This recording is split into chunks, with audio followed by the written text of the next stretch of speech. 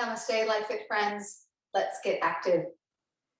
Today, we're going to talk about using the chair as it is an official yoga prop. It is a wonderful way to add variety, to add leverage, and to be true to yourself, to adapt poses that give you an opportunity to truly experience the essence of a pose, and then to build understanding of yourself in it. We'll start first with a revolved triangle, and facing the chair, I'm going to place one leg forward, the other leg back, and arrive in a proximity that allows me not just to place my hands at the chair, but to reach the back of the chair. And as I adjust that proximity, I want to create a challenge. The challenge of potentially using the back of the chair to create length and space. So one of the advantages of using the chair for this pose done this way is traction. As we start with a little bit of a fold, hands at the seat of the chair, notice that we are not necessarily going to a deeper fold when we would otherwise use a block or use the floor. We can adjust the distance between the feet, the length of the stance. We can use our hands at the chair to help adjust the position of the pelvis. And squaring the pelvis with the direction that we are facing, we're using this levered pattern to also remember the primary action in this pose, which is extension and extension of the front of the spine. So if I wanted to keep it simple, I could leave the hand opposite the front foot in the seat of the chair, and I can take the other arm behind and explore rotation. Because I get to push with a little bit more energy, my legs respond with a deeper push, and with extension of the spine being that feedback, I can feel that I'm not collapsing. But how about trading the angle? As soon as I leave that bottom hand at the back of the chair, there's more weight in my legs, and there's more accessible extension. I can explore lifting that arm, taking it behind me, walking the front hand to the opposite corner, and taking on a deeper twist just from moving the position of the hand. And so in any of that, there is this sense of how the foundation then helps with what is the essence of the progression.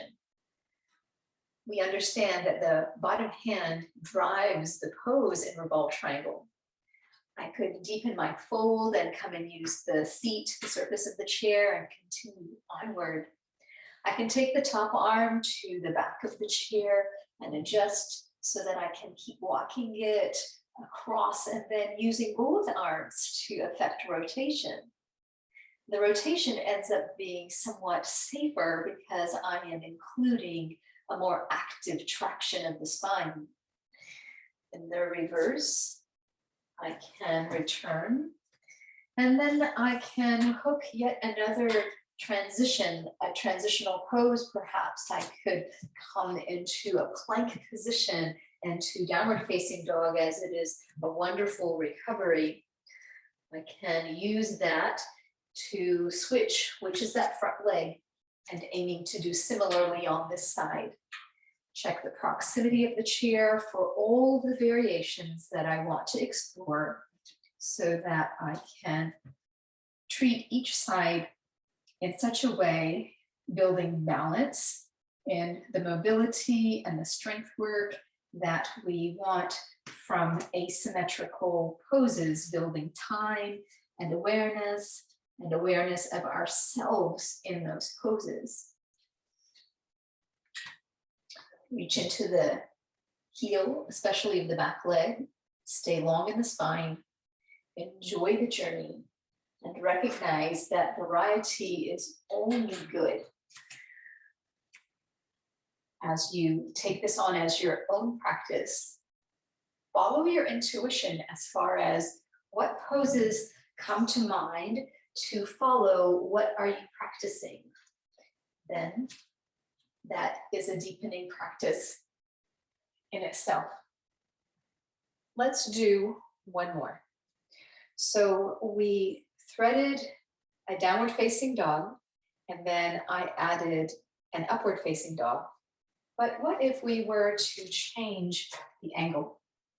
So if I were to turn the chair around, I could decide, counting on the sticky mat, all four legs of the chair on the mat, that I would turn the palms away, catch hold of the back of the chair, and use that as a stepping stone to understand the amount of extension and how I can invite it to different areas of the spine, recognizing that I want to talk extension more into the upper thoracic and take the edge off what the lower back, the lumbar sacral area experiences, and then to build a little bit of upper body strength, awareness of how to use breath, and how to deepen the effect of the load. So I could step a little further away, come high onto the toes, come into it and just feel there's more of a load in the upper body, keeping the elbows close, and then likening this to many other poses so that we arrive in the practice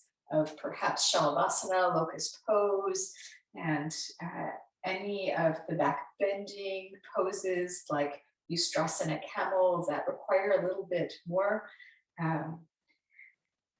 and find that they are accessible as well because we spent time with variety. This half Uttanasana, half standing forward bend, has similarities to that downward facing dog.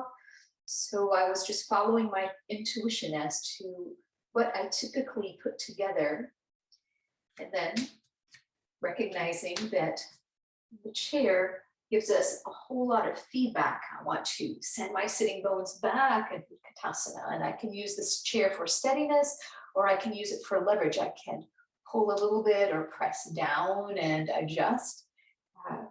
But in any and all of these ways, enjoy using a chair and finding how it is, in fact, an official yoga prop. Namaste.